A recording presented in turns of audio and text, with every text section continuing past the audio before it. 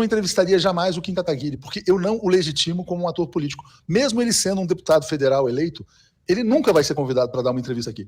Aí vou dizer, não, mas a sua postura não é democrática. Eu acho que a minha postura ela é radicalmente democrática, porque isso se aplica ao tema Globo, né? Lógico, eu sei que a Globo é diferente e tal. Ela produz discurso de ódio, quando produz, de uma maneira muito mais inteligente do que a Jovem Pan, né? A Jovem Pan é escrachada, é um ódio à la Pânico. A Globo faz um ódio com Merval, Miriam Leitão, presidente da Academia Brasileira de Letras, né? Não é a mesma coisa.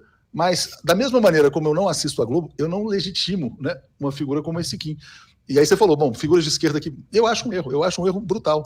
Não é porque tem uma cadeira no parlamento que você tem que ir lá e dar palanque, né? Mas, Léo, eu e você, a gente é mais radical no sentido democrático dessa palavra. Então, eu também não assisto mais Rede Globo há muito tempo, eu não leio Folha de São Paulo. Por quê? Primeiro, porque eu não quero. Segundo, porque eu quero uma informação de qualidade. Terceiro, porque assisto outros veículos, acompanho por outros veículos, e a gente acaba sabendo tudo que está acontecendo. Esses grupos não têm o monopólio da informação. Eu entendo a crítica que você está fazendo também, e o que eu sinto no meio disso tudo é que, no caso, voltando à história do Lula, né, que talvez ele dê como você falou, né, o bife aos leões, ele dê esse bife aos leões numa posição em que o leão continua se sentindo muito rei, e esse leão deveria perceber que ele não passa, talvez, de um cachorrinho, de um poodle cujo rabo foi cortado no nascimento. Isso é muito importante, porque é o seguinte, quer dizer, olha, o Globo, você não está no topo da cadeia alimentar, tá? Isso aqui é uma selva democrática agora, ou é uma floresta democrática, para não usar a palavra selva, que é bolsonarista, e agora todos os animais são iguais. Vai ser uma entrevista coletiva, você faz uma pergunta, depois o outro veículo faz uma pergunta e tal, e com um sinal aberto pela EBC. Qual é a lógica? Mas posso te falar uma coisa também que eu suspeito? Eu posso falar o que eu quiser e... Lógico. Eu vou falar uma coisa que talvez, não sei, pode pegar mal, as pessoas podem ficar com raiva de mim, mas eu vou falar assim, eu acho que o Lula também já é um homem que tem tantos assessores, tantas pessoas ao redor dele. O Lula também tem maus assessores. O Lula também tem gente que não enxerga muito longe. Ou pessoas que às vezes acham que é melhor contemporizar, pode ser até que seja, posso estar errada. Eu acho que se eu fosse o Lula, é óbvio que eu faria diferente. Você certamente também faria. Mas, ao mesmo tempo, eu entendo as suas razões e entendo as razões dos seus assessores, inclusive as dos seus maus assessores. Mas, enfim, são coisas assim que a gente vai ficar criticando e vai ficar analisando, e eles não vão gostar que eu fale isso, se ouvirem, se ficarem sabendo, vão ficar incomodados, mas é como eu penso, e infelizmente ou felizmente, eu sou uma pessoa que pago o preço da minha liberdade todos os dias, e por isso mesmo eu a uso como bem entendo e sinto muito prazer nisso. Não tenho nada a perder, não devo nada para ninguém.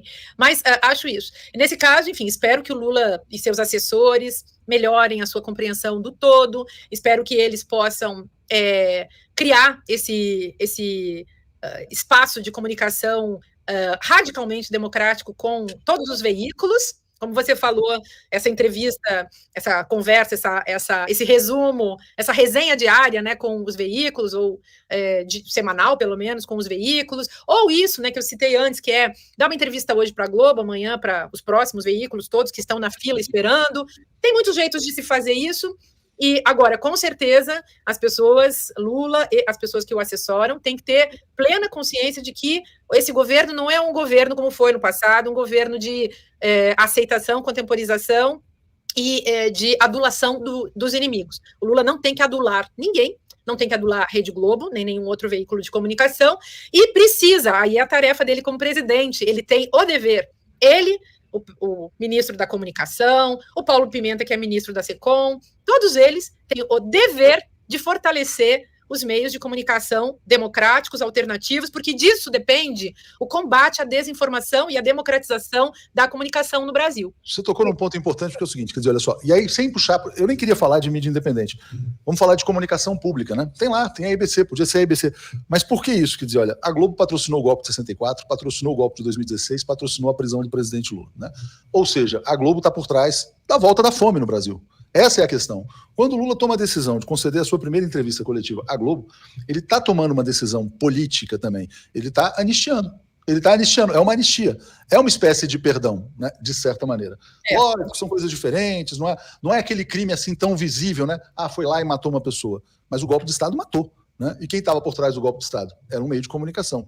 Então, eu acho que foi um erro, está aqui registrada a minha posição, e acredito, Márcia, que o compromisso deveria ser fortalecimento da comunicação pública, né? Então, a primeira entrevista do presidente Lula é para a EBC, ponto.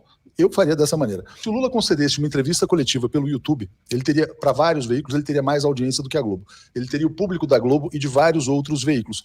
A minha crítica é uma sinalização errada, porque passa para o mercado da informação e tal, a percepção de que a Globo está no topo da cadeia alimentar, de que a Globo tem uma primazia na comunicação, que, a meu ver, ela não tem mais, não deveria ter e não merece ter.